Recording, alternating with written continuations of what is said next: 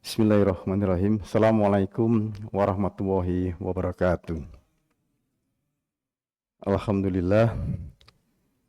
Pertama-tama kita panjatkan puji syukur kehadirat Allah Subhanahu wa Ta'ala, tentunya yang telah memberikan kita banyak sekali kenikmatan, kesehatan, dan tentunya kekuatan sehingga kita mampu melangkahkan kaki menuju masjid yang kita cintai ini guna melaksanakan sholat subuh berjamaah.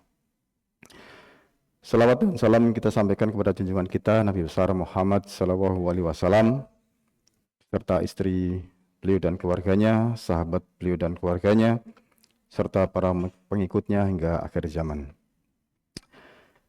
Pagi ini saya mendapat tugas dari panitia untuk melanjutkan penyampaian materi kultum yang sudah disiapkan.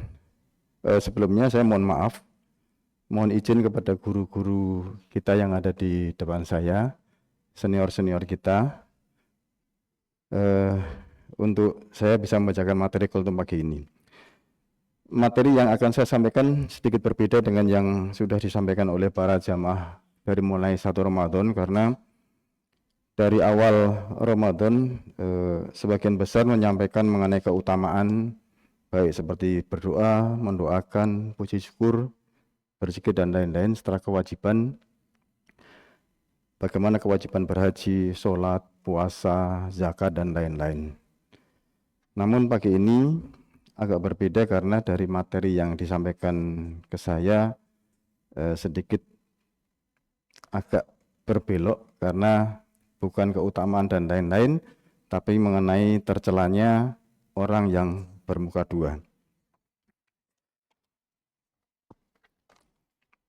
Sebenarnya apa sih yang dimaksud dengan orang bermuka dua dalam ajaran agama Islam? Fenomena orang bermuka dua memang sebenarnya bukan hal yang baru. Seiring dengan perkembangan zaman, kehidupan sosial yang semakin kompleks, orang bermuka dua semakin hadir di tengah-tengah kita, walaupun itu tanpa kita sadari. Tidak sedikit yang menganggap sifat ini sepele dan tidak berbahaya. Padahal sifat bermuka dua sangatlah tercela. Rasulullah bersabda, seburuk-buruknya manusia yaitu orang yang ketika di tengah sekelompok orang, ia menampakkan suatu wajah, namun di tengah sekelompok lainnya ia menampakkan wajah yang lainnya. Hadis riwayat Bukhari dan Muslim. Dalam riwayat yang lain juga disebutkan mengenai sesungguhnya termasuk orang terburuk di sisi Allah pada hari kiamat nanti adalah orang yang bermuka dua. Hadis riwayat Tirmizi. Juga disebutkan dalam Al-Quran surat Al-Baqarah ayat 14, Allah berfirman, apabila mereka berjumpa dengan orang yang beriman, mereka berkata, kami telah beriman. Akan tetapi apabila mereka menyendiri dengan setan-setan para pemimpin mereka, mereka berkata, sesungguhnya kami bersama kamu. Kami hanya mengolok-olok mereka. Jadi, yang dimaksud dengan orang bermuka dua adalah orang yang selalu berperilaku berbeda antara di depan dan di belakang. Mereka seringkali bersikap dengan manis di depan orang lain, tetapi sebenarnya memiliki niat buruk dan sikap yang berbeda ketika tidak ada orang yang melihatnya. Orang yang seperti ini sebaiknya tidak dijadikan panutan, karena apa yang diucapkan di depan selalu berbeda dengan kenyataannya. Misalnya, di depan bilang sudah, ternyata di belakangnya bilang belum, atau sudah tapi belum. Orang yang bermuka dua dalam Islam juga dapat disebut dengan sikap munafik. Hadis nomor 1541, bab 259, halaman 104. Dari Muhammad ibn Zaid, ada beberapa orang berkata kepada kakeknya Abdullah bin Umar, sesungguhnya kami bisa berkunjung kepada para penguasa kami, Lalu kami mengatakan kepada mereka apa-apa yang berbeda dengan pembicaraan kami ketika telah jauh dari mereka. Dan Ibnu Umar berkata, pada masa Rasulullah, hal semacam ini kami anggap sebagai bentuk kemunafikan. Hadis riwayat Bukhari. Mengapa orang bermuka dua dilarang dalam Islam? Dalam hadis yang lain, nomor 1540 bab 259, halaman 102, dari Abu Hurairah, Rasulullah bersabda, engkau akan mendapati bahwa manusia memiliki asal-usul yang berbeda-beda. Orang-orang terbaik di antara mereka di masa jahiliyah adalah orang-orang terbaik pula di Islam apabila mereka mengerti ajaran syariat. Dan engkau dapati orang-orang terbaik dalam masalah kekuasaan pemerintah adalah orang-orang yang paling membencinya.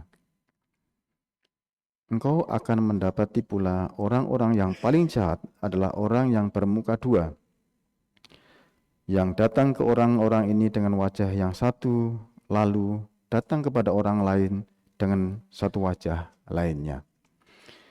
Diriwayatkan oleh Bukhari Muslim.